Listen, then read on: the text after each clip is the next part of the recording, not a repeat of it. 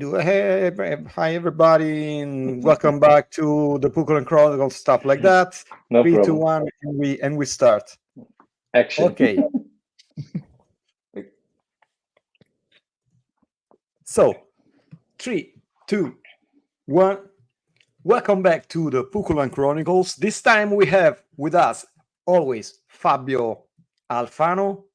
Hello. That helps me to introduce our special guest, Olivier Blancquaert from Netherlands. We Thank can you. say you are a really important Pencak Silat guy. I do my You best. I were do my when best. we met the first time 20 years ago in 2005, the first time I met you. But now you are more important because it's becoming more and more in your life, Pencak Silat, right? That's true. Actually, it's a part of my life. So you have your normal work and your family, and besides the time that's left for me, I spend it on Pencak Silat, and there is not more time left anymore. So it's work, family, and Pencak Silat. Of course, I have to do the right order: have family, Pencak Silat, and work, or family, work, Pencak Silat. But depends on who comes first at the day. Okay. So, Oliver, I would like to ask you about your beginnings. We never spoke about it. The beginnings of your experience in Pencak Silat. Uh, Oh, uh, I how old think we were did you when in you started? I forgot the exact age, but I think it must be somewhere around 16, Hmm. 16, 15, 16. I 19, remember, 1984. yeah, around that. Could be a little bit earlier, a bit less, because my parents got divorced when I was around 14, and my dad moved to the other side of the city of Amsterdam, Amsterdam West. And there was a guy, a neighbor. He had a son as well. He was also divorced. So me and that his son, Rene was his name, we met up, and he said, "Hey, I have this friend from school. He does Pencak Silat." And I said, "What?" "Yes, it's a cool martial art. Let's join." So I joined with my neighbor friend, and about 2 weeks after that, my neighbor friend was gone because he didn't like it, and I stayed until now. Okay. That's the beginning. Uh, what styles? If we can talk about styles, because Yeah, no problem. Yeah. you train and you play Pencak Silat in general. We can think about you in one specific style. Maybe better generally, but and at the end more West Javanese orientated. But I started with Tapak Suci, the guys in red with the yellow Didn't know that. signs. Yeah, and I started there, and I still have good contacts with them. I kind of love them in Pencak Silat ways, so I cherish the moments I had with them, and that was my first Pencak Silat style I did, and the style also I did when I moved to Indonesia to live there for a couple of years. So Tapak Suci was organized in a few schools in Amsterdam and some other parts of the Netherlands. And I started with one teacher, Mr. Harry Sapé. And Mr. Harry Sapé sadly passed away, I think a year or 2 years ago, uh, by a tragic motor accident he had. And then he passed away. But after some time with my new friend, so the school friend of my neighbor, um, we decided that we wanted to do something more. So we were fond of Silat and we were looking for more. So we found out that our teacher, our instructor, had another teacher. So he came from another branch. So we found that branch and we went there also to train. So there was another branch of Tapak Suci in Amsterdam. And after we went there, then I came at a certain point that I want to go to Indonesia. There was my first trip was 1990. So it was my first trip, and we went to Indonesia with the new teacher of Tapak Suci, and he actually had a problem. Mr. Knevel was that. A famous Pentjak Silat teacher in the Netherlands. He came from Jakarta origin, so the Pukulan area origin. And he actually wanted to have a style of his own.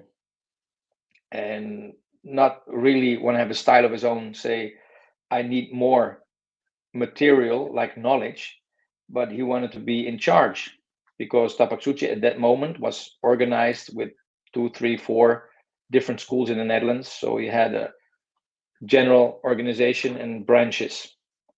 And at that time he thought, well, I don't like this particular way because I want to be in control myself. At least that's my assumption of what was going on at that time.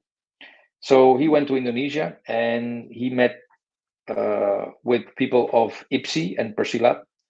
I went with him with a group of 4 or 5, I think a group of 10 people. And I was still just a guy training. And at that time, his instructors went with him as well, with our teacher. And he found, in talking with the people of IPSI and Persilat, I'm not sure which ones he spoke to at that time. It was not the big training campus they have now, the Padepokan Nasional Indonesia, the big training campus. But there was still a few offices in Bimantara building. And Bimantara building was owned by one of the sons of the previous President Suharto. And of course, the Indonesian Federation and the World Federation were at that time managed by Mr. Edi Nalapraya, the previous president of the World and Indonesian Federation.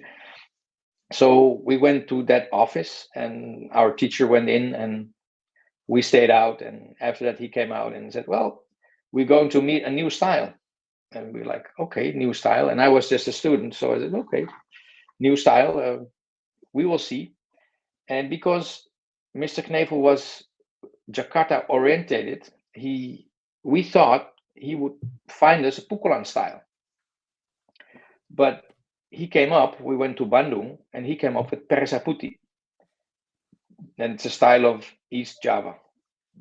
Also a combination style, so there's multiple things combined in Perisai Putih. And he said, this is the style we're going to do. So a few guys came over and they showed some demonstration. So the instructors of my teacher did some demonstration. Then there was a small tryout sparring session, but it did not went so well at that moment for the Perisai Putih guy. So the Dutch guy was a stronger guy. So the instructors of my teacher, they didn't believe in the new style. So at that moment, the next day, they all went away. So I was there with my teacher, and let me say, I think 1, 2, 3, 4. So 4 or 5 instructors, they just went away.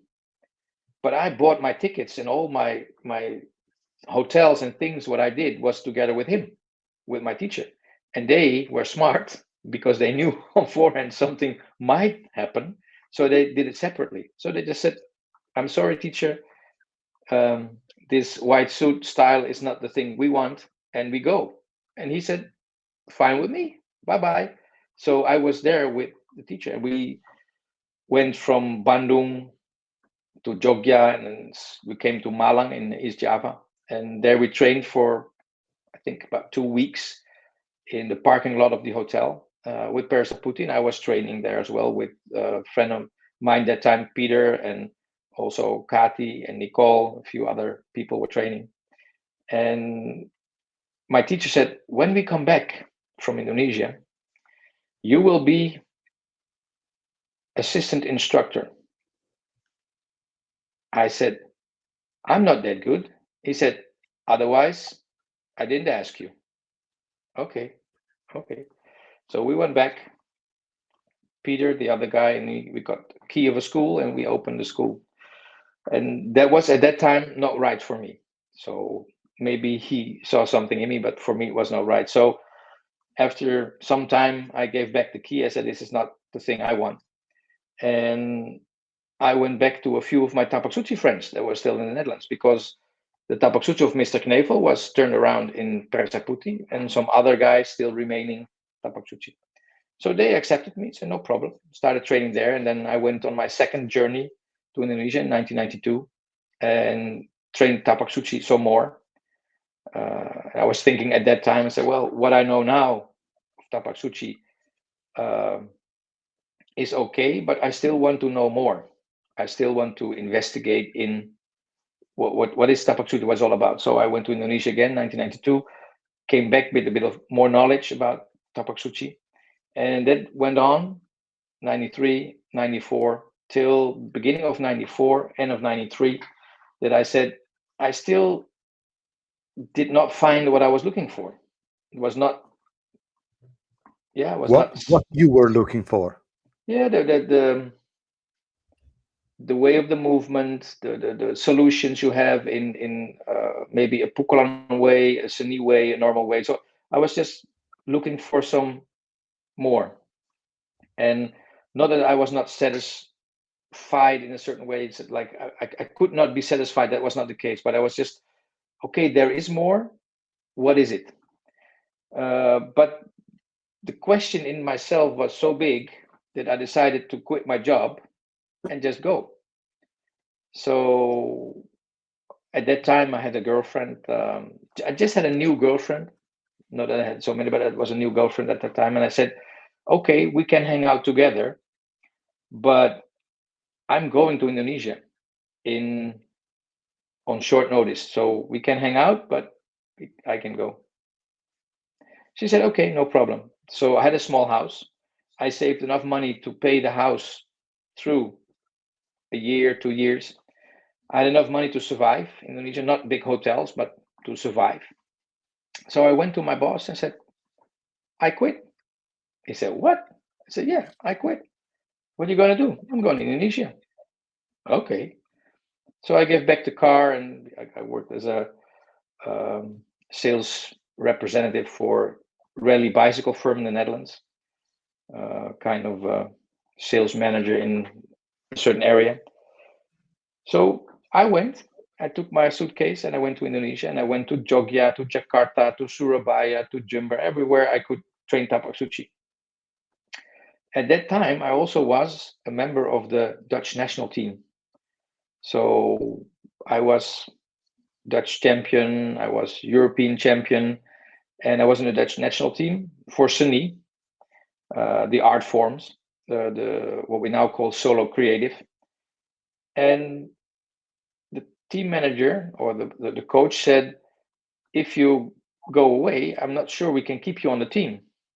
And I said, well, I'm only going to train, so I will be only training. He says, okay, you have the benefit of the doubt, so you can go and you can still stay on the team. So I went in 1994 beginning, and somewhere in 1994 was also the World Championships in Hajai, Thailand.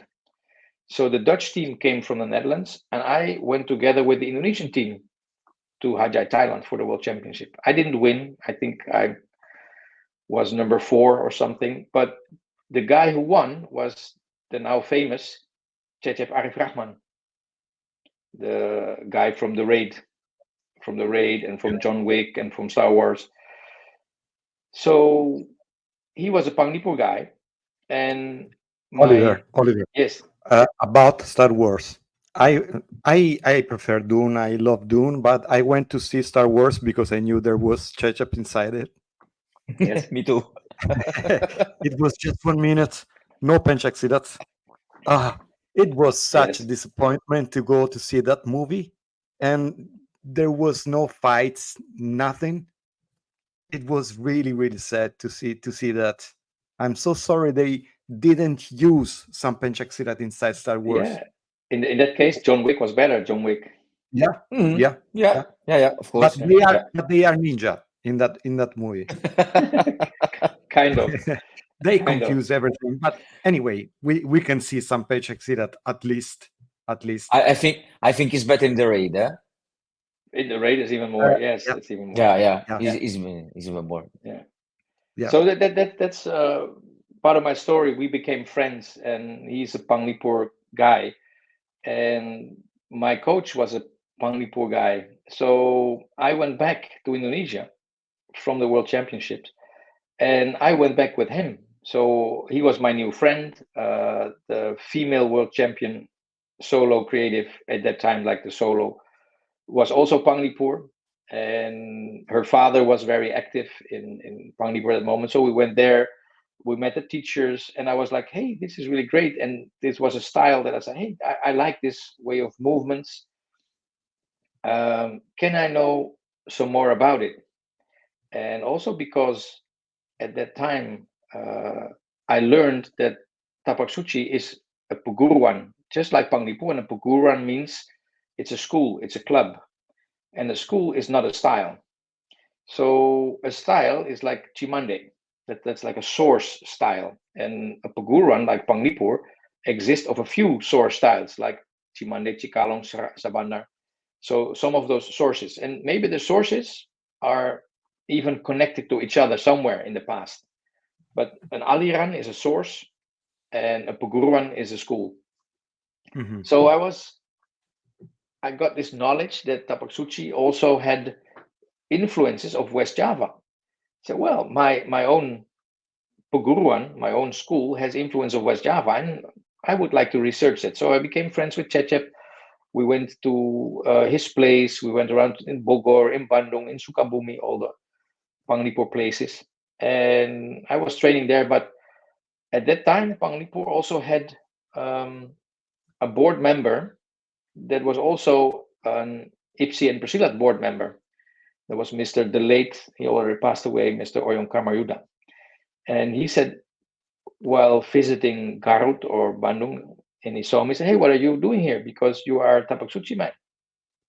And I said, yes, I want to research what is in Tapak Suci from West Java and what is west-javanese silat. So I want to research. That is my mission, my goal.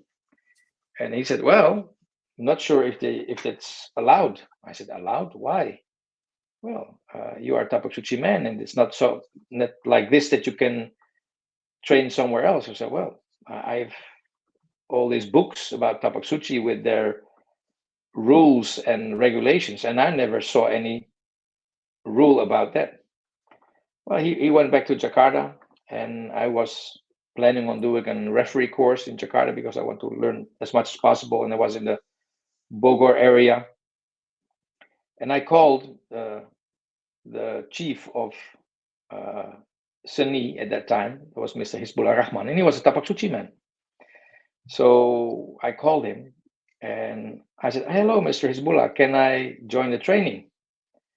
And he said, we have to talk first. We have to talk first. I didn't understand. He said, yeah, we have to talk first. So the next day I went to Jakarta and to his office, and we spoke, and he said, I heard that you were training with Panglipur. I said, yes, I'm researching, but as a Tapak Suci member, you cannot. I said, why? He said, well, the Grand Master said it's not okay. It's not loyal, and we have rule number, I forgot the number, rule number 3 or 4, and as you have to be loyal. I said, I am loyal. I'm not going away. I just want to increase my knowledge. I want to look into the backgrounds of my perguruan. Yeah. It was not allowed, so I went back and I didn't got the chance to do the course of referee. There was unfortunately no way to do that because people were angry that I was training in multiple schools. So I was disappointed. I went back to Bogor and to Bandung, and there the people said, well, we don't have any problem with you, so just train whatever you like. So I did that, and finally that also made a split between me and Tapak Suci at that time. I still have good memories of everything I learned. I still have good friends in the Netherlands. I still have good friends in Indonesia because the problem has already passed away. But there was at that time not a nice period for me because I was very inside I was upset. I didn't want to leave. I just want to increase my knowledge. The only thing I wanted to do and learn something. So that is my all beginning journey, and I'm starting to look at you guys because maybe I talk too much, so that your whole No, no, podcast is don't worry. is full with Absolutely. No. information. You are the special Okay. guest for one reason. So Fabio, if you have question, you ask. no, it's okay. It's Uh, okay. And Otherwise, then what happened? I have a question. You Yes. spoke about solo creative. Mhm. What does it mean? What do you mean for solo creative? Is some kind of juros that you create by yourself? Yeah, the current um, the current competition system consists of a few different departments. So you have the tanding part, that's just fight, the fight, controlled fight with a referee. Then you have Jurus Tunggal, so a form of 3 minutes with empty hands, golok, and stick, tonka, tortoya. You have Ganda.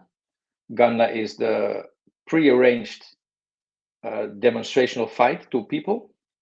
And you have the Regu, the team, that's 3 people walking synchron, 3 minutes, one jurus, or one jurus, a lot of jurus, but 3 minutes. That's the current system. The previous system, you had also the olaraga, the tanding part, so just the fighting competition, but then you had a solo, and in the previous version, it was a solo empty-handed and a solo with weapons. That changed over time to a solo empty-handed and weapons in one, and still the ganda, still the 2 people do the demonstrational fight, 3 minutes, and the regu, the team. And Is it now, yeah, pre-organized? The fight is pre-organized. We already know I attack you like this, you defend like that, or it's improvised in some way. no. And the improvise could be in the moment that you make a mistake, then you have to improvise.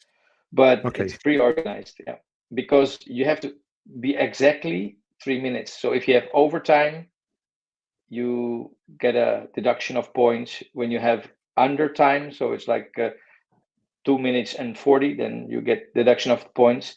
You have to present a synopsis where it's stated the weapon falls, your accessory falls, or they have to write that down. And it's the quality of your movement, the quality of your jurus, your beladiri techniques, and so on together. Because in this performance, if you do 20 times the same technique, it will not be nice. So you have to have Yeah. a multiple techniques. You cannot stay in one place, and you have to move a bit around the training area, or the what is it called, the kalangang, the competition square. So that's what it is right now. And the solos, so the solo empty-handed or with weapons, that went away. So there was only the tungal form, that's the prearranged form, the ganda and the regu. And they added, I think a year and a half or 2 years ago, they added the solo creative. So the solo creative, male or female, is minimum of 1.5 minute, your own improvisation of your style or whatever you made, and it can be with weapons of choice. Okay. With music? Music is allowed. If I'm not mistaken, music is allowed, yes. And do you have some basics that you need to do that? It's it's mandatory to do some techniques, for example, or some throws or some No, sweeps, no, or no. it's totally free. It's totally free because, for example, if you're from the Perisai style or Puguruan, you have totally different movements than maybe from a Cimande style. So you can do your version of it. Maybe you combine it, because there are hundreds of Puguruans in Indonesia and Malaysia that are combination of previous Puguruans. Yeah. So you learn something, like our own path. I learned something here, and then I learned something there, and suddenly there is a combination because I still love something from the past, and I still love something from what I've learned now, and I combine it, and then a new Peguruan is born. And for example, I come to Indonesia. I want to compete in forms. Okay, but I only know some forms from some styles. I can take whatever I want. I can, for example, I can present myself with my first jurors of Panglipur, or but I will be judged by someone who knows that form, or I can be judged by anybody there. Yeah, I think Okay. I'm not a judge myself, but what I know is that they look at, is your movement um, in a certain way right? Is the movement logic? Is it, does it contain speed or power? How is my breath control? Am I completely exhausted, or can I Mm. control my breathing and I do my movements correctly? Do I work the whole square, or I stay in one small point? Do I make it obvious in what I do? So are the techniques I show, are they logic or are they strange? For example, if you do the ganda, so the together with two people, I cannot kill somebody 20 times. So I have to make a certain, I call it a bit Story. of, yeah, story, bit of Minangkabau story, that you attack, they parry, you attack again, they parry again, then they lock you, you open the lock, and but I cannot kill him, but because I kill him, the story is finished. So the Yeah. kill can be at the end, but it's the 3 minute end. So like 2 minutes 55 seconds, tuck tuck tuck, juke, and now it's finished. And in the solo creative, of course, it's you cannot see it. You cannot see it if it's one opponent, two opponents, three, because you're on your own. So you can make a lot of techniques, but you can just say, okay, I kill somebody, and you pretend to stab or to cut, and after you do it, you can say, hey, there's another one from behind or from that side, and you can do a new jurus or a new form, or you can face another invisible opponent. Okay. Okay. But And it's a story can with you your forms, with your jurors. add something more from the modern era, or you must be strict to the tradition? I've seen, for example, the United States. They added something that was very amusing, but I'm not sure if it added to their points, because they were present at the World Championship in Malacca. I think it's 2022, and they had their demonstration, but they did it on American music. Not sure it was Like, "We Are the Champions" or something like that. And so it was a very modern song, and the whole stadium was like, "Whoa!" yeah, because yeah. it was a good song, but they didn't win. Let me say that. So it's complicated, because if I take another kind of music that's not Pencak Silat music, then I can say, okay, I'm involving, I'm getting new input, and I do something, and why not? But there's something that you still want to call Pencak Silat. So if you change certain parts, if I started to do judo, then suddenly it becomes judo, and not that it's not good. Maybe there is a throw inside Pencak Silat that looks like judo, but then maybe judo is a certain kind of sport, and if you don't do sport Pencak Silat and you grab somebody in the judo throw by the balls, then judo says, hey, you cannot grab by the balls, but in my system you can. That depends on what you use. Of course, in sport Pencak Silat, as soon as you go sport, you go a little bit on the Olympic path, and the Olympic path means that it's sport. It's, you don't try to demolish your opponent, you don't try to break your opponent, you try to win because of sportsmanship, and not of because I take your throat, your eyes, your balls, your joints, I break, and I that's the real Pencak Silat, what it was intended to. So the real intention of Pencak Silat is maybe self-defense, and in that self-defense part, you say, okay, there's you or me. So now I don't have any chance to wait 1 second, 2 seconds, 3 seconds, because every second I wait, it could be my own death. So that's you or me. But as soon as you go to another part of the sportsmanship of Pencak Silat, you show the original techniques, or you show some other movements that are nice to look at, and then you see if you can win on that part. But it's sportsmanship. It has nothing to do with self-defense. Okay. Complicated. You were talking about the music, the modern music inside the form. Behind there, I have many videotapes that I shot in the 80s. I usually went around to with my camera to shot everything I could, and I have hours and hours of movies, demonstrations, and festivals, martial arts, everything. I remember in my town in Napoli came Kitty Rabayashi, Jean Frenet, Bill Wallace, many, that Mark Dacascos in the 80s. It was really a big festival in Italy. I was talking with this about this also with Alvin Katakutan from the part 2 of Dune. He was the trainer of Timothy Chalamet, Josh Brolin, and Austin Butler. I was telling you this story, and I remember Jean Frenet used to do always the same demonstration karate with the music of Staying Alive. That song, that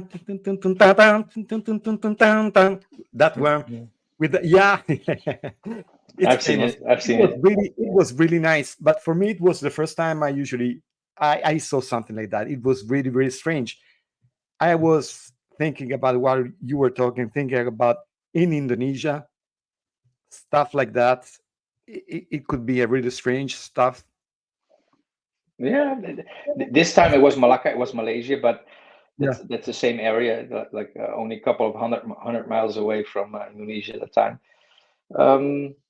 It's a jury sport. If we go the path of sportsmanship, then it's a jury sport. So the jury decides, and if the music is in a certain way in combination right, could be that the jury says, "Hey, we see this is okay." Because if you go to the Seni part, the festival part, and to the jury that has to say something about those demonstrations, they look at the combination of the music and the movement. And why do I say that? Because you look at west-javanese and you say you hit and it says dung, dung, dung, dung, dung. But if I hear dung, dung, dung, then it's not in tune, so it's not synchronized. So jury will say, hey, this is not completely right. Okay. But it's okay. on the music part. The way it should be on tune, should be right. But if it's about the movement, I can do the movement on tune, but it's like this, or it's like this. There's a difference, and that difference, the jury sees, hey, this guy has really trained, so the movement is powerful, his breathing is under control, the whole 3 minutes. I see difference of movement, not the same. I can do the famous 4 direction of the winds. I can do it this way, the same that way, the same this way, the same that way. That's a training module, a training set. But for a world championship or a championship, if you use that, yeah, then you do the same all over again. You still use the lanka, you still use the way of walking to get to any corner, but you use different techniques on this side and that side, so that it's still attractive to see. Hey, so many techniques, so many techniques, so many techniques. Movements are good, stamina is good, power is good. music is in combination with the movement, it's good. So that's the way the jury will look at it in a sport competition. Talking about Panglipur, Mhm. you named it. You named it. So you started to train Panglipur. You are still in Panglipur. You are a chief director. What your Oh, and title? Panglipur, I Yeah. don't have any titles. I did some time. I did some coordination for the Netherlands or for Europe. In a very early stage in the Netherlands, we decided that the Panglipur schools, because once there were like 4 or 5 back in the days, that they didn't need any controlling like other styles. So like we have one center and all the branches have their responsibility to the center branch. And we said, no, all branches are on their own. If they want to do something together, please welcome. Like silaturahmi, we have like a persaudaraan silaturahmi. We are friends. We have a kind of a family way of working together, Oh, okay. and we don't need a real structure like this is a top organization and we're an organization underneath and then underneath. So every Panglipur school had its own context in the Netherlands, and I think abroad in Europe as well. So had their own context. Some people were going to Bandung, some people were going to Bogor, some to Garut, because Cecep was at the beginning time also a student. So there were his teachers who were running around, or the teachers of his teachers who were running around, and slowly we all become older and the teachers are not there anymore. So you are the person that stays behind, and if you teach, you teach, and if you help, you help, or you don't do anything, it's up to you. And yeah, in the Panglipur way of thinking, it was like a kind of a big family. You have the founder, Aba Ale, his daughter, Ibu Eni, was the chairman after him. After she passed away, it was Mr. Nana. Mr. Nana passed away. It's now going back to a family member, Ibu Fauzia, a family member of Ibu Eni Aba Ale clan. But it's not necessarily the case, because it's not Aba Ale or anybody else who has the supreme knowledge. Aba Ale combined some things, but his family didn't. He did. So the person that learns from him can bring the knowledge further. And as long as it is like 2 or 3 people in the living room, it's very easy.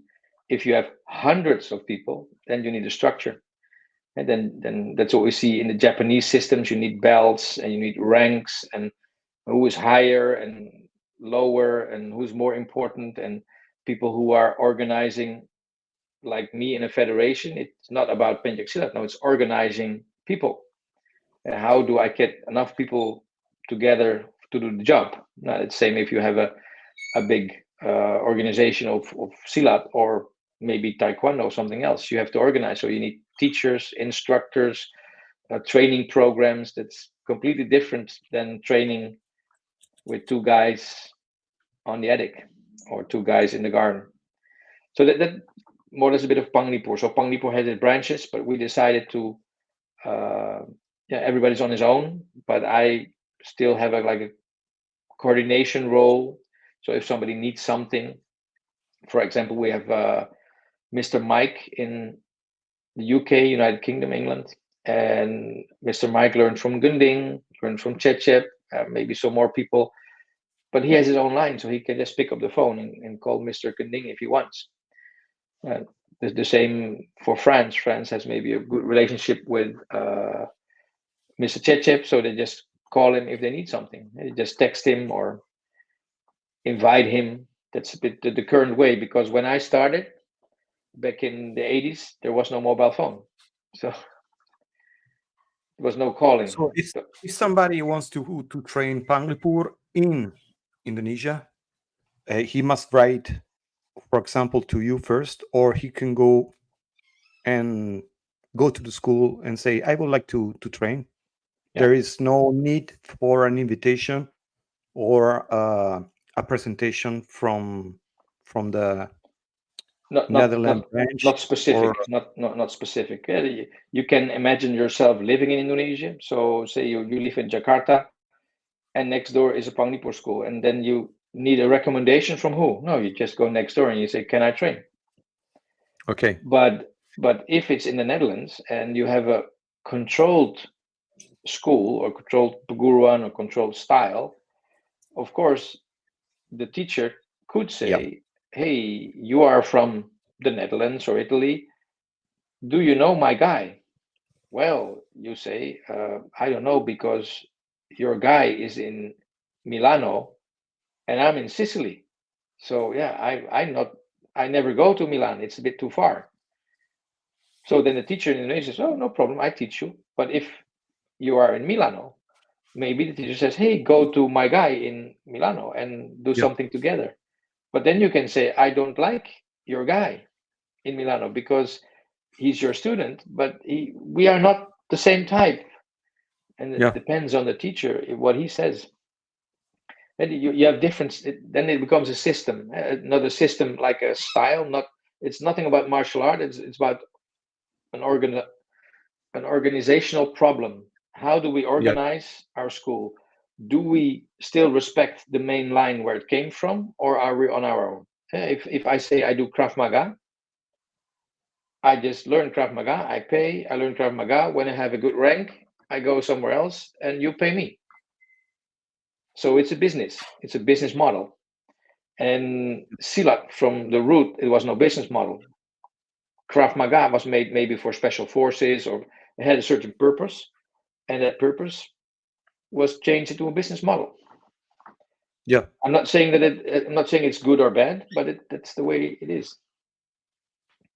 If you are a martial art teacher for life or for your job, then you have to make money. Is it possible, for example, I decide to go to Indonesia because I don't want to study Pencak Silat, I just want to be an instructor. Is it still possible somewhere there that you go and in a couple of weeks? Depends. Like everybody always say you cannot learn something in a couple of weeks. That's true. If you want to have the whole City Hati style in a couple of weeks, that will be a miracle. But it depends, of course, on your background. Say you had done, let me take another style. You had done Merpati Putih for 30 years. So you're very experienced and skilled. I hope in 30 years, you're very experienced and skilled martial artist in Merpati Putih or in Taekwondo. So if I'm 30 years in Taekwondo or 20 or even 10, do I need to learn you how to kick? No, because I already know. I have a lot of experience in kicking, because Taekwondo is probably the most kickable. That's not a good word, but the style that kicks the most of all styles. So you don't need to teach them how to kick. Of course, there can be specific details. So hey, we have a different kick that Taekwondo does not have. Okay, then you add something, but the legs already have the knowledge how to kick. So there is small adjustments in the kicks to make it to do it more harm, or to make them faster, or to do something to demolish, because Taekwondo is a sport. So Taekwondo kicks are not really intent. They're of course you can break some wood and you can kick high, but they're not really intended to just kill somebody, to just kick a leg and say stop. If you have kickboxing or Muay Thai, they're more like, okay, our kick has to be game over. And Taekwondo is, I need to have a point because I'm going to get points. And maybe I have a knockdown, but that's maybe. Kickboxing is, hey, I need to have a kick that if I kick you, you go down and you will not stand up. That's the kick I'm looking for. And that's a complete different way in sport or The sports levels, sport like points, or sport like, okay, last man standing, or bela diri. The bela diri people kicking would say, well, kick somebody in the groin, kick him in the balls, because then you have your fast effect. And somebody said, ow, and then you hit him, or elbow, and it's okay. This is the quick win. Because if I started to kick right, left, right, left, right, left, maybe I miss 10, but one kick in the balls is bullseye. So depending on the needs what you need it for. And sports is different because they need points to win, or you have a bit harder sport and you need a knockout. In boxing, you still have points, but you also have the knockout. But hitting on the head is not everywhere allowed. So if you start hitting on the head and breaking joints, then you need special permission from different governmental institutions in your country. Depending on what country, it's not allowed without just doing it without no permission, at least in the Netherlands. Oliver, usually if you go to the Philippines, now in this last 10 years, 15 years, is full of people that plays Filipino martial arts, because they are spreading out all around the world.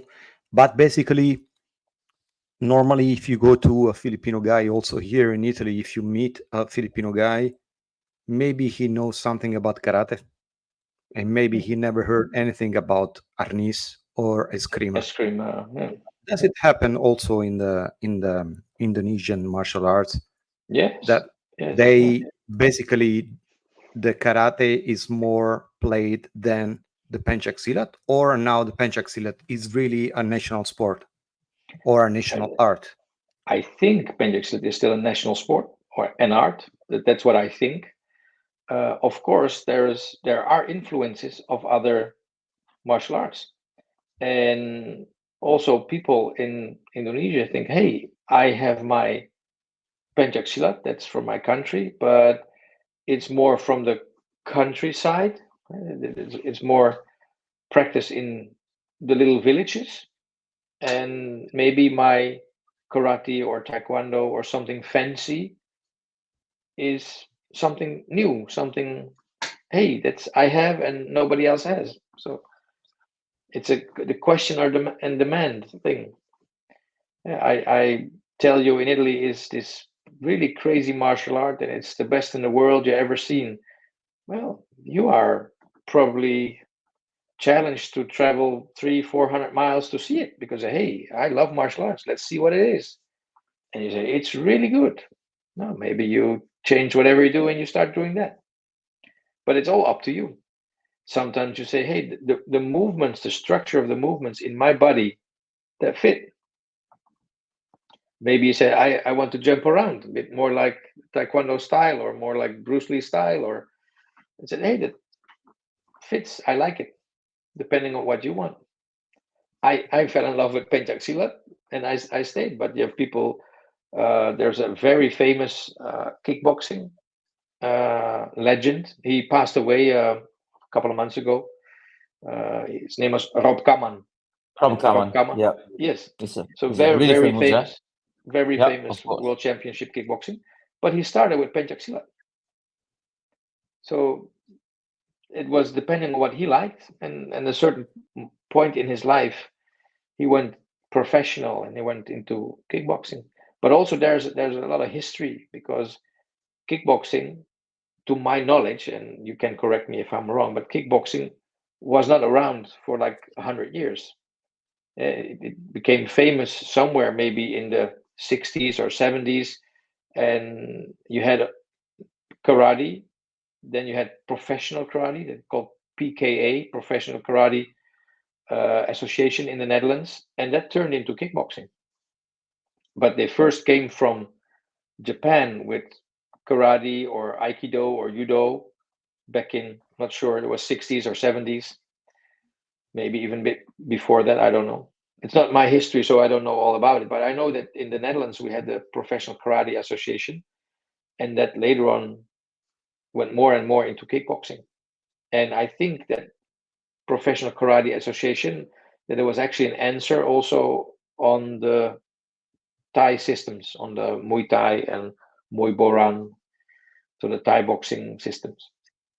But that's a history I'm not really, I cannot really say that I know everything. I know a little bit what happened in the Netherlands. I know something that happened with Kun Tao in the Netherlands, and I know something that happened to Kempo that came from Kun Tao, but not all Kempo come from Kun Tao. And Kun Tao is like a form of martial art that has a Chinese origin, but in China they don't talk about Kun Tao, not that I know of. So a lot of Kun Tao you see is always from Indonesia, because the Chinese people or Chinese descendants in Indonesia did a lot of Kun Tao, and they mixed again with Pencak Silat. So you're never sure, like, is my style 100% Silat, or was it 20% Kun Tao or 80% Kun Tao? Or... It's a nice thing for research. Fabio, do you want to add something? You want to ask something? Otherwise, I go. No, for me it's okay, because we are talking about the Chronicles. So I have questions. You are talking about the young Oliver. Tell me what happened then. Which one? About your lineage, about your training in the martial art on the Pencak Silat.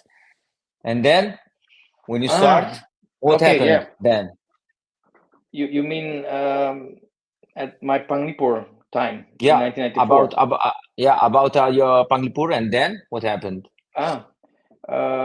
When I came back with Panglipur in the Netherlands, in 1995, I was end of 1995, I was back in the Netherlands, and I trained with some guys, some friends. Actually, you have like 3-4 guys you always train with, and at a certain time, one of those guys said, "Hey, I have an uncle. My uncle is doing Cimande." And I said, "Hey, that's cool. Let's check it out, because I know Panglipur is built on Cimande, Cikalong, and Sabandar." So basically, can we say basically it's about these four, but there are also other 3, the Pomoniet Chikare. I know I always forget the third one. Yeah, you can say Pamonyet, Pamacan, Chikaret, Karimadi, but the Karimadi systems, the Cikalong is built from the Karimadi systems. So if you have Cikalong inside, then you also have the Karimadi systems inside, depending on what kind of Cikalong. Because Cikalong, in its origin, the founder, Raden Jajaprabata, learned from a lot of people, and among Ating Alimuddin, Bang Marup, Kari Madi. So at that time, so it would be like Cimande based and some others, and then suddenly he made his own system. But if the Kari Madi is still inside, he teaches that separately in his system. He says, okay, this is specific Madi, or this is specific Kari. Then, of course, if you do Panglipur and you have Cikalong knowledge inside, the chance that you get that is logic. So I don't mention them again, because Cikalong is inside. So there is Karimadi, and Cikaret is also a Cikalong variation. Could be a Cikalong variation. So depending on time and person who trained where and what. That's so why, I always use the names are always 4. I always hear 4 styles. Yeah, that's for me the easy part to remember and to tell anybody. So one of my friends was saying, "Hey, I got this uncle doing Cimande," and now it's very easy, because I know the names, and the Toars brothers, the Fries brothers, but back then I didn't know. So I said, "Well, let's go to your uncle." So we went to his uncle, me and him together. Our other buddies, they at that time maybe not interested or didn't have time. So I heard from him, "Hey," he said, "my uncle does Cimande." So okay, let's go. So we went to his uncle, and his uncle said, "Well, no, I don't do Cimande. I do Serak." I said to my friend, I said, "That's great, because Serak is also in Panglipur, so it doesn't matter. Cimande, Cikalong, Serak. It's one of the four. So great, let's go to your uncle. So we went and his uncle, and his uncle said, "Well, I'm not a teacher. I know a bit, but I can bring you to my teacher." So he said, "Well, let's give him a call." And his teacher was Maurice de Tours. So he called him, and we were present in the living room. And he called him and said, "Maurice," I said, "My nephew's here, and he wants to know something about Serak." Ah, Maurice said, "Please give him on the phone." And so my friend got the phone, and Maurice said, "Hi, son, you have to hit hard." And my friend, "Excuse me, sir?" "Yes, you have to hit very hard." He said, "What do you do in life?" He said, "I'm studying." "Finish your study first. Give me your uncle." And we were like, "What?" So the phone went back to his uncle, and we just chit chat and had a drink, and we went home. A couple of weeks after that, my friend got a phone call, say, "Hey, we can go to this Maurice guy." Okay, let's go. No, we were going to the Maurice guy, to Maurice de Tours, and we went to his house with his uncle, and we just talked a little bit, and he did not really show, but sometimes there was like a move inside and he was telling, and we went home again. It was a nice afternoon and nothing special happened. 2 weeks after that, we got another call and said, "Hey, you can go to his nephew, Dolph de Vries." So, okay. And my Indo friend, he knew Dolph de Vries because Dolph de Vries was famous for his music as well. He was in the Indo rock bands. So we went there to Dolph de Vries a couple of weeks after that. And we sat there and we get some snacks and some drinks and about guitars and music. And the time went on and went on. It was like, wow, I think it's already late. I think we have to go. She said, "Uncle, please, we have to go because we have to drive a long way home." And we started to stand up. And when we stood up, suddenly he started to talk about Silat. Don't know the conversation, it's too long ago. But I remember we still were standing 1 hour in him talking Silat. And then nothing special, no invitation, nothing. And we went home again. And a couple of weeks after that, we got another phone call that we were invited to go to his brother, Harry James, to train there. So me and my friend, we went to train there. And we tried to get some of our other friends inside. We succeeded with one. And shortly after that, unfortunately, Mr. Harry James got his hemorrhage. So it's brain damage. And he could not teach anymore. But he was at that time still together with Yella and Che, so they stayed together. There's a lot of more history, but it's private family things. So divorces and moving from different houses, but it's not for the podcast. It's not interesting. But we trained there some time, and then it was quiet. Then Mr. Yella and Che took over, trained sometimes, and all the time we also trained Panglipur in Amsterdam. So we had Panglipur in Amsterdam, and we went privately to Harry James or to Yella and Che to train. And at a certain time, that stopped as well. And then it started again with Dolph de Vries. So we were still there a couple of years to train with him, and they all unfortunately passed away right now. So that's a bit of the history. There's a lot of more little things to it because I can state people who trained there. If it was for Walter or Anand or all the other guys, or Mr. Ron de Lima who passed away, or Kevin, or like people who trained there with us or separately, or the sons of Harry James de Vries who trained there. And it was a long time period, maybe 10, 15 years. So that's about that time period. Does that fill the question? So do you have the double Serak knowledge that you saw Serak in Indonesia Hmm. in the Panglipur, and you also saw Serak in Netherlands?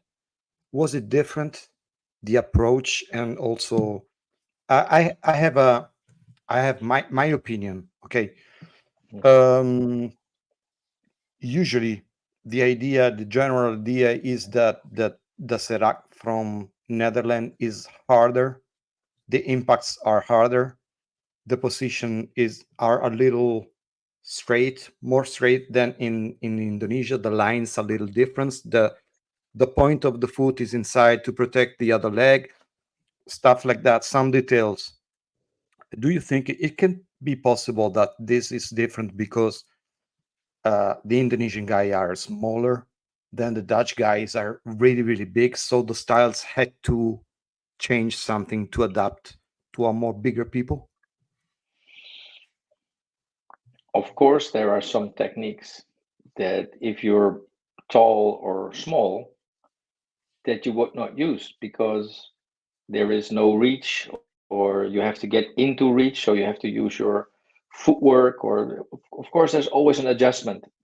If I'm in front of you and you are, say, 1 meter away and I cannot reach you, I have to do something. I have to adjust. So my way of my style, my way of working with jurus or patterns or what I've learned has to know how to bring that gap, or to close the gap. So if I cannot reach you, I have to make something to reach you. So that must be in my lanka, in my footwork. The Panglipur system, you cannot say really the Panglipur system. If you do Panglipur, say, oh, okay, that's the system I learned, or part of system. But the systems that are used are Cimande systems or Sarak systems, or it's not a Panglipur systems, but the systems from the previous styles that are in there, depending on what you wanted to use. Cimande is in current teachings, what I've seen in Indonesia, it might not be the Cimande that it was before. Panglipur is the same. So if you do a lot of demonstrations, more demonstration, then that's the thing you do. You do demonstrations. You're not fighting. If you change it back to fighting, you say the only thing I do is fight, then you don't do demonstrations. So Panglipur has a long tradition and a beautiful tradition of demonstrations. So there are a lot of very beautiful combinations with music that are beautiful. But if you go to the real fighting value, then you have to let go the music things, because fighting is brutal. And of course, you can say I master some skill and I'm very uh, humble, or I'm very low profile or soft or polite or things, but that's who you are as a human being. The fight itself, if 10 guys run to you to kick your brains out, then there is no time to be polite. And even if you want to be, there is no time. So we have all philosophies. Okay, I show you once, I show you twice, and the third time I hit you. But if the 10 guys come, you don't have time to do the polite thing. And then it all goes back to the purpose. Where do I need it for? So if you say, hey, I want to learn a complete Panglipur style because I like the music, I like the movements, I like the way they do it, I like the people, then that's the way you do it because you want that. If you say, hey, I want only Beladiri, and go to some place where you get only Beladiri, or you just ask, can I only do the Beladiri? And depending on the teacher wants to teach you. Maybe you go to some teacher who does not want to teach you, or they say, hey, I'm not the right guy. You need this guy that does this and this and this. Is it a bit clear? Is it what I'm telling? Oliver, Yeah, um, yeah. the Serak comes from Cimande, right? That's a very plausible. Not sure if that's good English. Um, It's very good It should be. assumption. It That's should what be. people say. Yeah. At least I have a genealogic tree from Kang Chechep. That there is the lineage is from Cimande. Then comes one of the teachers of Cimande was created the Serak. But I know that Cimande only use this kind of and the keplak and also the blade of the arm. It doesn't have the punches like in Serak. Right? Am I right? There are different forms of Cimande. So Cimande, we say, comes from the Bogor area in Ciawi. At Bogor, and you go outside Bogor to the Puncak direction, you have the Ciawi area, you go up the hill. There you have the Cimande village. But you have styles in West Java, in the Banten area, that do the Cimande TTKDH, Cimande Tarik Kolot Kebunjur Hilir. That's a certain type. Recently, they split as well. So there's another TTKDH or TTK, some new name. You have the Trumbu styles. You have the styles in Jakarta like Sabeni and Bandrong, and maybe they're all influenced by Cimande. It's very complicated to say something about him that they don't have it, because I've seen people do things like, okay, it's there. If we go back to Sarak for a second, I've met Mr. Cucu in Kirilawan, Bogor, who does Sarak, and what I've seen there was nothing similar to the Sarak I knew from the Netherlands. Then we go to the Bandung area, and then we have Mr. Gending researching, I think, 5, 6, 7 different Saraks that are in that area. And we There's see a some video. of There's a video. He plays nine jurus, first jurus of Serak. yeah, That's even nice. 9. Yeah. Yeah. So, and what he did, he combined them again to what he thought, this is my version. So Mr. Gending's version of Sarak that he combined of the 9 or the 7 or, and to me, if you ask me, but everybody has to go his own path. But if you would like to research it, I would say, hey, find the purpose.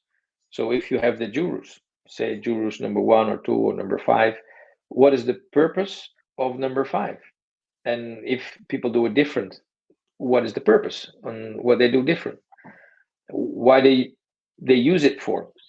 Of course, the Serak in the Netherlands, the Fries family was very known of their hitting skills, but that is probably the line of Dolf de Vries and his father, because his uncle John de Vries and his student Paul de Thouars was not really into hitting. Of course, he would hit, but not as vicious probably as his nephew. But then we can say, is it a difference of character? Because Dolph was very, vicious. If he was angry, he was angry. Don't make him angry, because angry was like, okay, somebody's going to get hit. Don't challenge him, because he would go in straight away. That's what I heard from rumors. He was always good to me. I've never had any angry situation with him in all the years I was there, but there were people that experienced otherwise. Maybe I met him in his older stage of life, in his 60s, 70s, but maybe when he was 30 or 40, he was quite different. But depending, because also he had friends, so also he had some character that was friendly. Also, he has been married. Also, he has, I think, was it 5, 6 children? So that's quite difficult to ask. In what's the difference? Or of course, there's difference. But if you go to Cikalong, you don't want to know how many different Cikalongs there are, because the first generation mixed with Sabandar. So do you have a Cikalong with Sabandar or without Sabandar? Or is there only Cikalong now with Sabandar?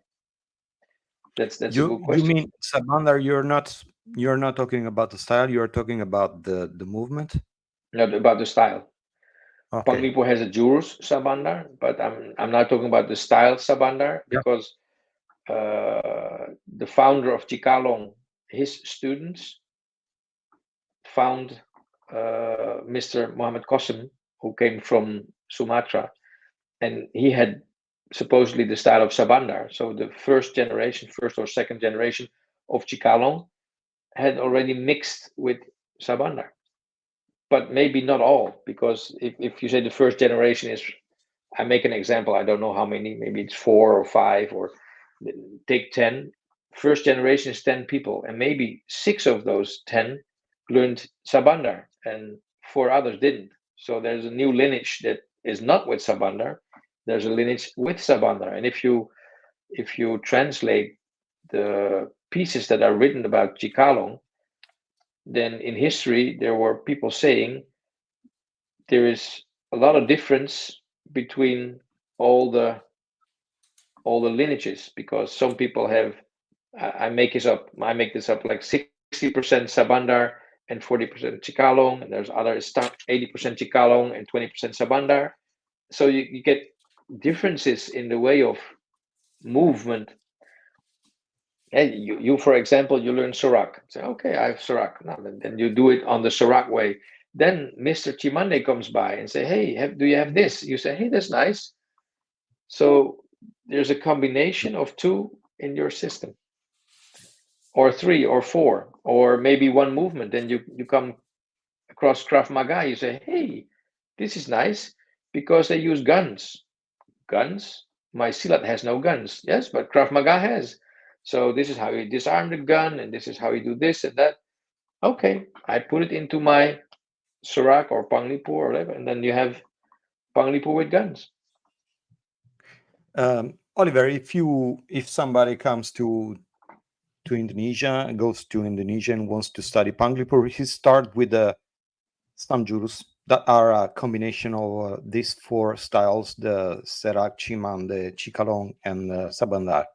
Later on, he finishes this first jurus that is a mix of West Java Pencak Silat, and then he start to get in deep every single art. How does it work? Depends on the teacher you find, because if you are in Jakarta and your Panglipur teacher has all the knowledge, or maybe this Panglipur teacher specialized in only Cimande or only Surat or 2 of them. So if you find teacher A, for example, teacher A says, hey, you can do this with me, but something else I have to bring it to my brother or to my friend or to my other teaching buddy, because I don't know. No problem to change and study and train with the more people. There's no problem for that. If you look at the Panglipur motto, so the rule of life, the pek aranjun guru luhun ilmuna pikun udakan rasa atau puma pularia. So two different meanings. So one is the first one, please go about and find yourself a good teacher, but stay humble. Don't get I'm the best, but stay humble. And the other meaning is pikun udagan rasa. Please find yourself a good teacher to increase your feeling, your rasa, your feeling, your skill. And that's the motto. So please go about. Please get more knowledge. So if we say it's stuck here, then where was the founder of Panglipur when he learned all those different styles? Where was he stuck? He was never stuck. He learned what he needed. He learned as much as he could put in his brain. But then, what I was telling before, you get an organization, and the organization say, hey, I want to keep it the way it was. But what is knowledge? Knowledge is something that always adjusts. And again, going back to your needs, you want to cut off the head of your neighbor, or you want to control him with one finger, depend on what you want, or you want to hit his jaw. What do you need? What do you want? So if you say, I want to hit his jaw, you go to somebody who can hit very hard. So we're going to find Mike Tyson, say, Mike, how can we hit very hard? And if he wants to help, you say, oh, I'll do this exercise and that exercise. Say, hey, I want to control him with one finger. Maybe we need to go to Cikalong and to learn the one finger technique. You say, I want to hit a lot of times. Maybe we have to go to Sarak. I want to do some bone crushing. Maybe you have to go to Cimande. Although I've seen other Cimande exponents who were not really into that. They had it, but it was fast movement, fast hitting, but a bit different. It depends on the teacher and on the player. Yeah. And what you're looking for, because if you're lucky, you find it. If you live in Indonesia and you live across the street, the teacher, it's easy because he's there. If you have to travel like we, hundreds of miles to find our teacher, it's difficult. Is there a style that we can say it's pure? There is no influences from some other style. It's everything is champur, or champur is just a bad word. No, you have, of course, places with more champur and less champur, but for the people who's not Pencak Silat, the champur is the mix of many styles. Yeah, but champur just means mix. So I champur of two styles. It's only two styles, but I still champur. I'm still mixing. If we go back to another martial art, to karate, hey, we have Kyokushinkai, we have Ryu, we have Wadokai, we have Shotokan. So they all have also their differences of opinion or their different teachings, because I don't know anything about karate. I know the names, but I don't know the styles itself. So Shotokan is probably no Wadokai. Why? Yeah, they're different. Or there was a different meaning of a different teacher that say, hey, I do it my way. And he or she left. Okay. Same as with Silat. And Silat, Indonesia, also Malaysia. If you look Indonesia, Malaysia, Singapore, Brunei, if you say there's one region, then the region itself, Indonesia is the fourth most populated country in the world, I think. So you have India, China, US. I think Indonesia is fourth or fifth. I think fourth. So with 280 million people, if you add on Malaysia with another 80 million and Singapore and Brunei, so we say 283, like it's maybe 400 million people in that region, Southeast Asian region. Well, 400 million people, they can do a lot of things and a lot of mixes, and of course they do. We do too, but we are here in Europe talking about, is it pure? And they talk about, what do I need? So do I want to save something that was in a certain time frame? This, it's okay, I save it like this. It was green, tomorrow it will be green, 100 years it will be green. But maybe in 101 years, there's somebody going, hey, green, I don't like green no more. I paint it blue. And then it's blue. And then you say, hey, I need green, because they know if it's green, we can drive. If it's red, we have to stop. So if you paint it blue, nobody knows. So it doesn't serve the purpose. So I change it again, because it's the goal I need. I need footwork. Why I need footwork? Because I'm in a certain place, I need footwork. But for my job, I work in an airplane.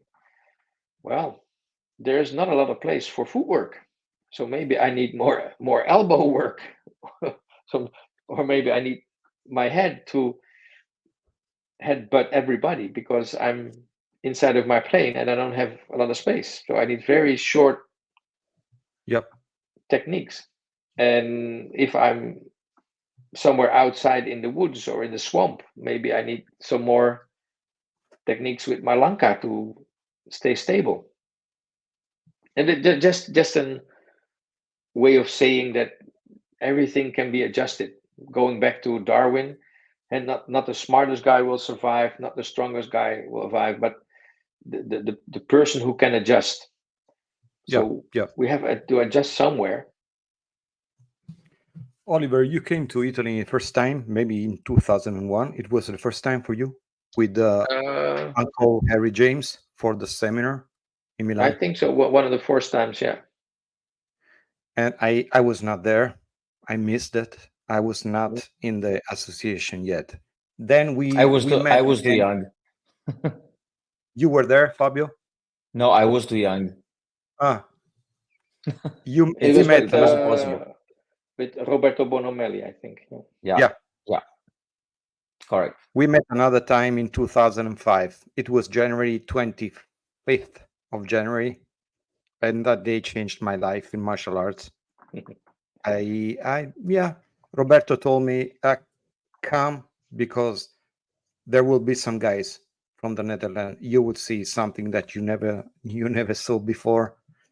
I said, okay, I will come. So I came, and everything changed. Damn, everything changed.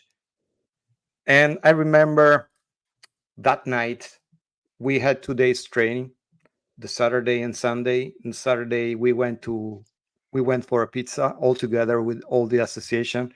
You told us some stories about the Rose, the Chris, and stuff like that. It was really, really interesting to know all these stories. Then we got back in our rooms. We were in the elevator, and you guys, we were four Italian guys, me, Andrea, Vito, and another guy from Sicily or Calabria, I think. And you guys in the elevator told us, guys, we go in the room, we train a little. Do you want to come with us? We we looked at each other, and these guys are inviting us to train. I saw for the first time that night also this kind of mentality of openness, or you want to see something, you just ask. There's no problem, there's no secret, there's just training. This kind of mentality, is it common in the Pencak Silat community? It's not everywhere, but I think it's common. The word in Indonesia they use silaturahmi, so it's getting together with people and sit, talk, share. It's a common way of doing things there. Martial art always have this way of thinking that I will not give away my secret technique. Yeah. And the secret technique, maybe the Fries family, Dolph the Fries, or never gave away his secret technique. But for sure, he's not among us anymore. He died. So if he took away, if he took his secret technique, it's gone. It's gone. But is there a secret technique? Because when he's gone and the technique is gone, we have to find a new one. We have to make a new one. And of course, if I tell you all my tricks, then in battlefield, maybe you have also an advantage because you know my tricks. But are we standing in battlefield? If we're not standing in battlefield or opposite of each other to fight, I can only become better if I give you something that makes you better, that makes me better. So if I try to explain you something about my technique, I have to think about my own technique. So I can only become better. So if I teach, if I explain, I have to think about it so I can gain more understanding of my own material. The other thing is, if I give you something to become better, I have to work harder because I give you knowledge and I have to work harder to become better as well. So but if I'm there to compete with you, then I have to keep everything inside, because Yeah. if you have my knowledge, let's say we have 10 euros and I give you 10, I have nothing. So I give you only 2, so I still have 8. I still have more. But it depends on the mentality. It depends on the situation. Are we in a situation that I think that you're going to leave me? So I'm willing to share everything. And when you have everything, you say thank you, bye. Yeah. Hey, where's Claudio? Where is he? He's gone. And I thought he was my friend. I thought he was my family member. But I gave him everything and now he's gone. So depending on what kind of relationship you have with somebody, is it um, professional relationship? So say I come, I pay, and I go, like the more or less the Krav Maga system. I just pick one. Just pick one, could also be another one. But yeah, I come, I pay, I get my knowledge, and I go. Um, those are business models, and they're not bad, but they're only business models. So the business model says the more time I spend with you, the more time I cannot spend with somebody else to get my monthly allowance that I need to live. Of course, I can make an exception, but if I do that every day, then I don't have no money to live, because I'm just telling everybody everything and I don't get no money. So that's a business model. If it's not a business model, it's a family model. I just call it the family model. It's different. I share whatever I have, because I say, hey, I get new family members. I love to work on my technique, on my skills, but I need somebody to work on my skills. And if you are the same, um, do you have the same love for those skills? Then we share something.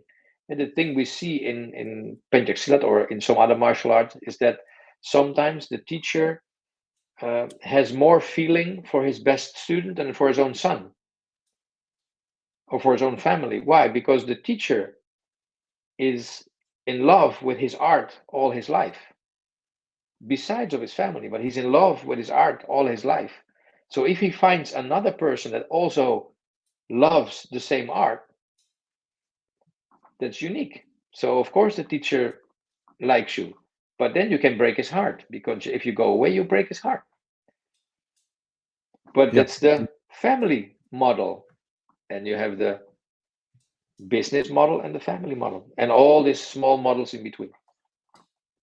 Do you think this kind of mentality is typical from Southeast Asia, or also China or Far East, and the I'm not Western experienced with Western China. approach is more marketing oriented?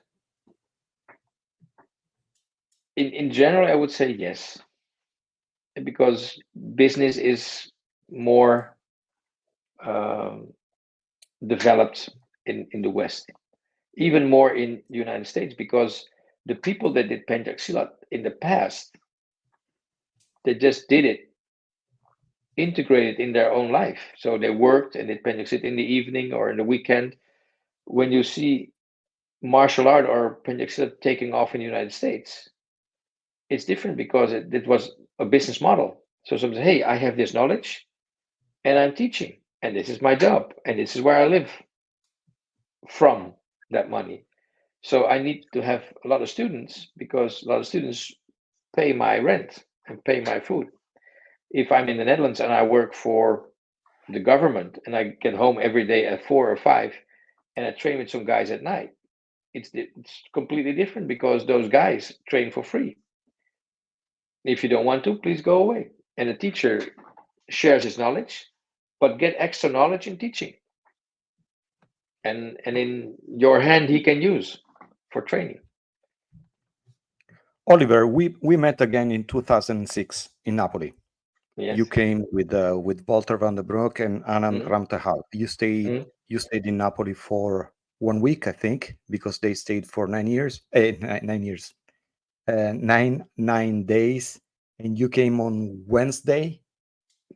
I remember especially one thing that you showed me in one of the evenings that I was teaching the Kali in the gym. Okay. I will ask you again. It was a nice things that, if I remember well, it was from the Cikalong. This stuff, Oh yeah.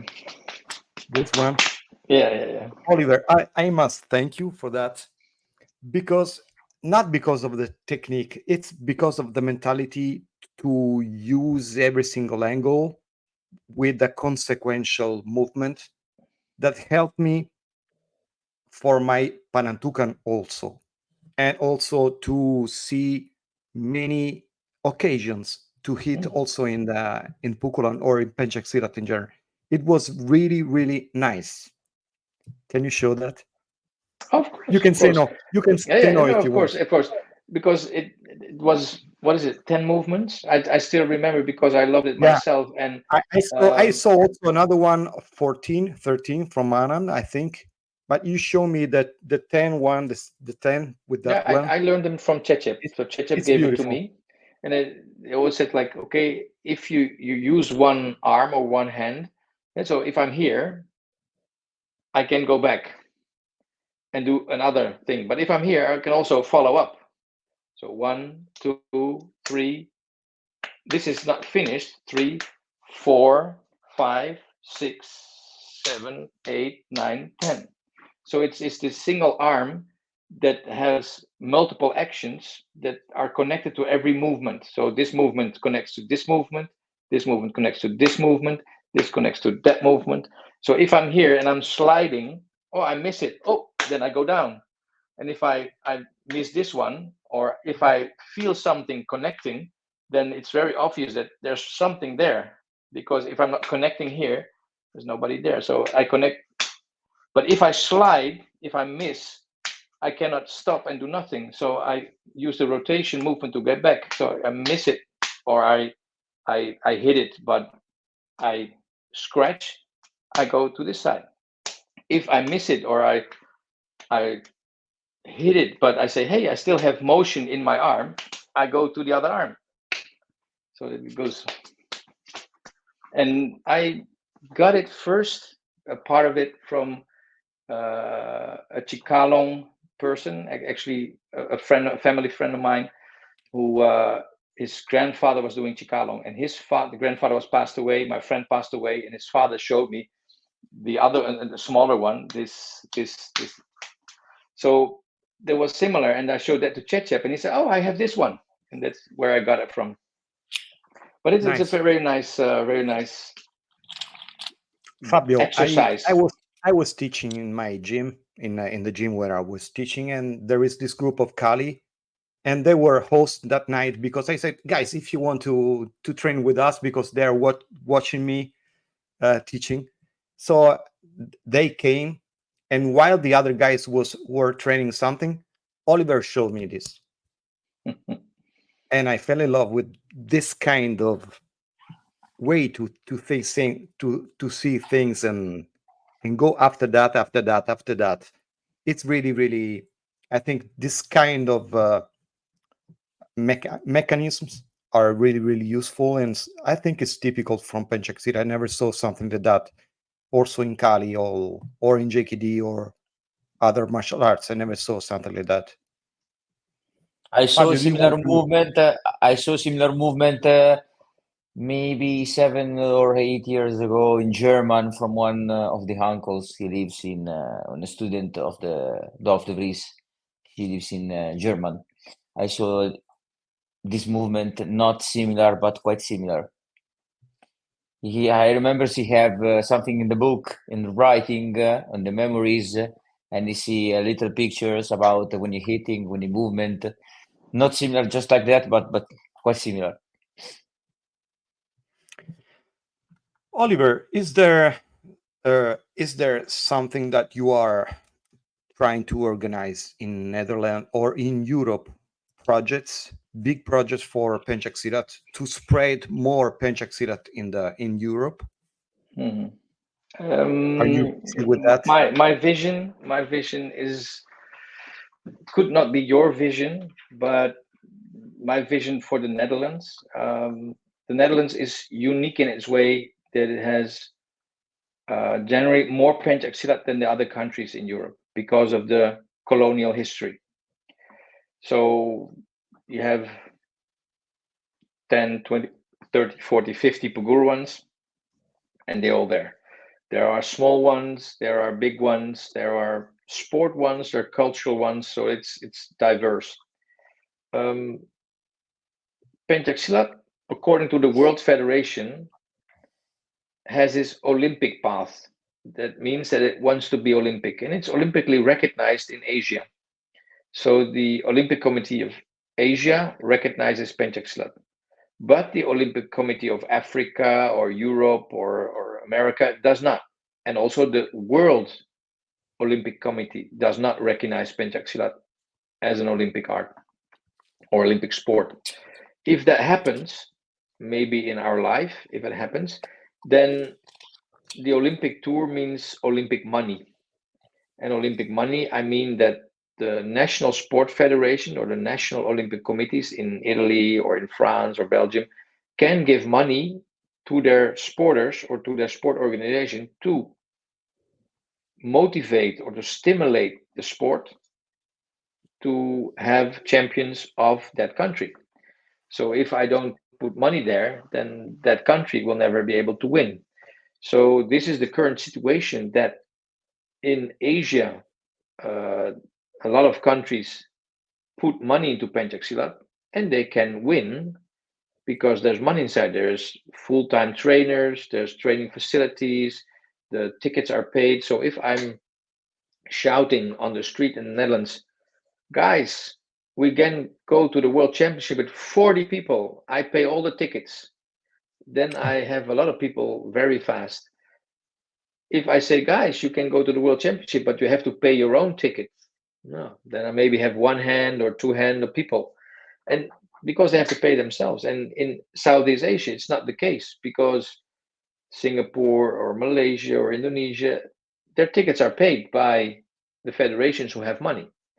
So that's the picture you have about sport Pencak Silat. And that's a general picture. And I have all the countries in the world that some of them have more money, some have less money. You have the upcoming countries like India, or the countries in the I think the northwest part of Asia. If we look at the Tajikistan, Kyrgyzstan, all those countries, Turkmenistan, and they love Pencak Silat as well, but it's a sport part of Pencak Silat. The Netherlands has its heritage of this cultural part, with spiritual things, with Sunni things, with bela diri things, while the other have the other part. And in my opinion, for the Netherlands, I need to organize the sport part good, because if it's not good organized, the national sport federations here will not acknowledge me. So I need this acknowledgement. I need their help to get a good structure in sport. Sport will grow faster than bela diri or the other parts. So if the sport part grows, people can automatically step into other parts. Say, hey, I did my sport Pencak Silat for 1 or 2 years, or 3 or 4 or 5, and now I want to do something else. So it's getting more famous. There's something else connected to Pencak Silat. What is it? Is it food, or is it type of people, to be a family type, to work with silaturahmi, to get more friends, people like that. Oh, I like to do more seni, or I like to do something spiritual. All possible. But in my opinion, the sport has to come first. So not that I say I love the sport as the most important factor, no, but it has to come first to organize it properly. And when that's organized, you make different parts. And that's what we done. So that's in the Netherlands, it's going on as we speak. The sport part is organized. I'm not saying the best, but it's organized. We have 4 or 5 events a year. So in 2 weeks, The Hague, 15th of June is coming up. So that's moving, and it's structural. So every year, 5 events. Clubs know, clubs can train. We try to facilitate in things they don't know. Then we have our cultural department. Our culture department started a year ago or 2 years ago with request for funding, but funding for the cultural part. So it's not sport funding, but it's cultural funding. So one of our board members, he's currently busy and started to write proposals for money for that. And at first we did not succeed, and now we succeeded. This year we succeeded. So we have money for spiritual projects, we have money for culture projects, and those projects, our first project that we got money for from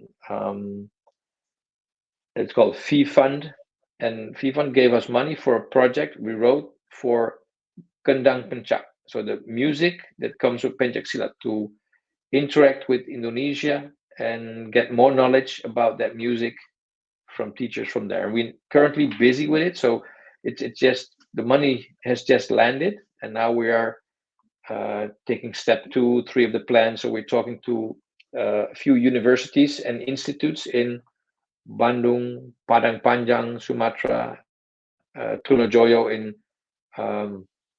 Madura. We're talking to 2 universities in Solo, in Middle Java, to work with them together to get some teachers over here in a teaching program for Kendang Pencak. So that's a part of Pencak Silat.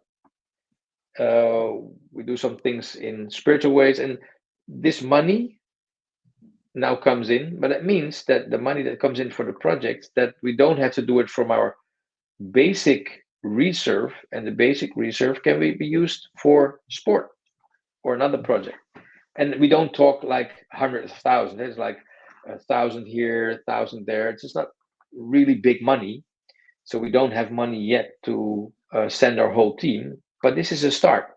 So if you organize it well, and you organize your stands well, and you work hard, you get your money inside, and with your money you can do things. But it becomes a business, a sport, or a martial art business as a federation, not as a person, but as a federation. As a person, And it's different. Yeah.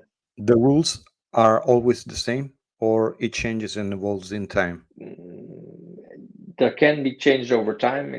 It's a martial art, so it's still hitting and kicking, but we had a change a couple of years ago that you were not allowed to grab. Then we were allowed to grab with 2 hands, and now it's 1 hand. And the grabbing, in my personal opinion, because as the Netherlands we follow the World Federation or the European Federation, but in my personal opinion, as soon as you grab, the martial art of Pencak Silat will look different and will look more like MMA or another one, because grabbing makes it look like other martial arts. And if you get away the grabbing, then you can still do something. And we can all agree that we say, hey, but this is not bela diri and in real time outside. Of course, that's probably true. But this is a sport, and you can do it as a competition. I will not kick your teeth out. I will not poke you in the eye. I will not break your nose, because it's all not allowed. It's about sport. And I still can do Pencak Silat as a sport, and I do not get really hurt. Of course, you have bruises or things, but not really hurt. If you say, let's do sparring about the real thing, then other things happen. And it's also okay. If you want that, it's also okay. But in the current Western world, it's not okay. So if I break your arm, you can sue me. Yes, but you said I can do everything. Yes, I said, but it's broken now. And you have a job, and your boss says, hey, you cannot work for maybe 3 months. Who's going to pay? And then you say, you. And the boss said, no, you, because you were stupid to do martial art, or we're going to sue this guy who broke your arm. And that's the modern world. And that's America. That's another part of Pencak Silat. Because when we were young, we just could fight on the street. Maybe even before us, our parents, they could fight on the street, no problems. They just punch somebody's teeth out, and people say, "Oh, yeah, bad luck." But now I say, "Hey, my teeth is out. I sue you because you paid the dentist." And I'm a bit over exaggerating, but Yeah, it's but a new world. it's like that. It's like Yeah. that. Oliver, the Pencak Silat is so full of elbows. Yeah. Do you think is there room for elbows in the competitions now or in the future? A way It, so it, that it, people can use the elbows and use the typical stuff from Pencak Silat. it's more allowed now. So the elbow is allowed in competition, but of course not on the head. The back was not allowed a couple of years ago, but also with the new rules, the back is also allowed. So the body protection goes around, but you only get your points here. Yeah, on the middle frame of the side and the back, there you get the points. All other techniques you make that hurt officially are actually used to hurt people. So if I kick you at your leg, I don't get points for a kick at your leg. So what's the use to kick you at your leg? Well, my use is that you stop using your leg. So I kick you in the leg, it hurts, and then you cannot use your leg anymore. But that's not the purpose of this sport, Pentjak Silat. Points are the purpose, and maybe the scissor or something else. Yeah, because if we see a clip or on YouTube, it's full of sweeps, really nice. Yeah. It's full, And full. So the and rules they maybe are, yeah, helps they're the nice. people who sweeps a lot. It's very tiring. So if you do in your fight like 3, 4, 5 sweeps and you do not succeed, you get really tired of it. Yeah. So it's yeah, you better learn it good, because if you implement it good, it's 3 points. But if you do it for nothing, you get really tired. Okay. So then it gets tactical. When do I use it? At the end of the round. So I have 2 minutes or 3 minutes, and when do I use things? Okay, this is my last chance. We still have 10 seconds to go. I try. Or I'm still fresh. I try. But everything in sports has a technical side as well. Do I use all my energy? Do I save a little bit of energy? Am I coming in? Am I waiting? It's all tactics. Who's my opponent? Did I study him before? Do I know him from previous fights? Or have I seen him fighting at the other? Is his right leg is strong or his left leg is strong? So it becomes a whole new thing. Beladiri says, I don't have time. Beladiri is always, I don't have time. I don't have time. So everything I see that moves, like the old Pukulan masters, everything that moves, I hit. Everything that comes across, I cause pain. Why? Because I wanted to stop. And actually, I wanted to stop and never start again. That's the Pukulan thought. And you can use it a little bit in competition, but actually, it's not allowed. Okay. Fabio, I have just one last question for Oliver. Do you have something to ask? No, for me it's clear. In the end, Oliver, did you find your loving art in Pencak Silat, your favorite style? Do you have one?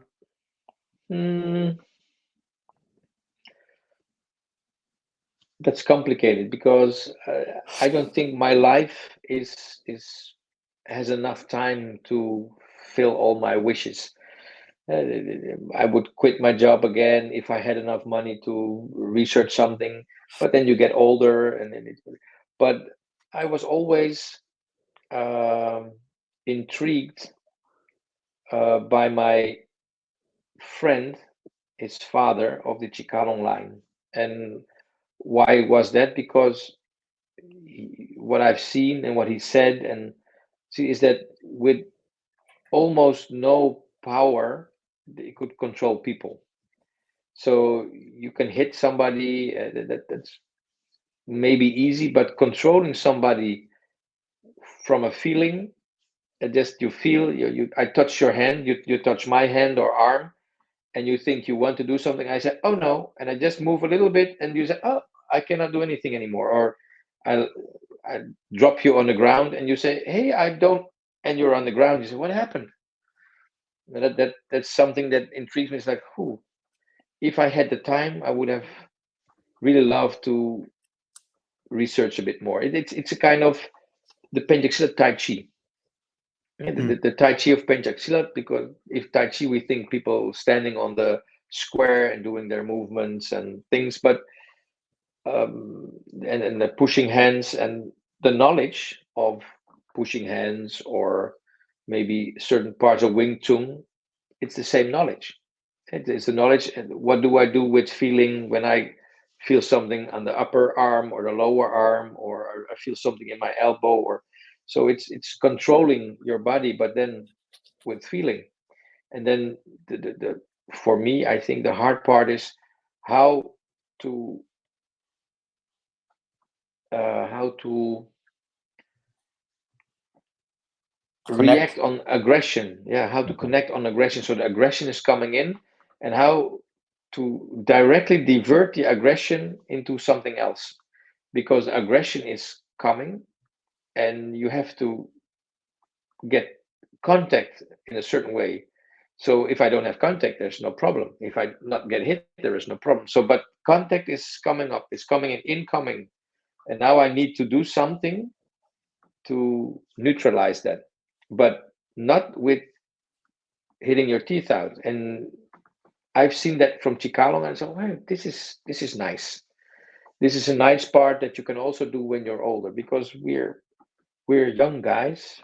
We're young guys, and young guys get older too. So at a certain age, you're not elbowing anybody. Like, oh, I'm 69 right now. I'm starting elbowing everybody around. No. So you do some movement, and the other person is like, hey, what's going on? I'm on the ground. And it's Without always intrigued without me. going to the hospital and without lawyers. Yeah, exactly. But I always learned in this Chikalong way, it's inside. So if you need it, it's there. It's inside. The Yeah, hit or the poke, or it's inside, but you're not using it. And it's it's what I've seen, Oliver. You're becoming like a Moria Wishiba or Pencak Silat. I wish. It's legal friendly. Mm. No problems, no issues, Yeah, no but hospitals. probably because everybody has to walk his path. Everybody has his path, and in his young days, you say, "Hey, I want to hit this, and I want to cut down the tree, and I want to do this," and then suddenly you realize, how does it benefit me? If you're not a prize fighter or not a sport fighter, how does it benefit me? Even the sport fighter, how long can he do it?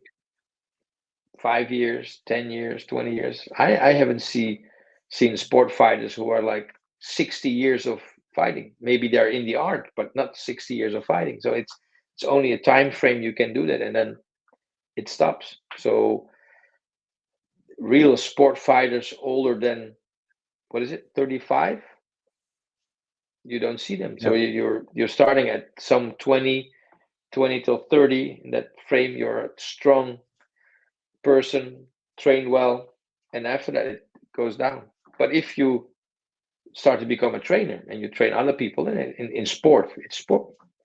But what intrigued me, because that sport is clear, it's a bit obvious.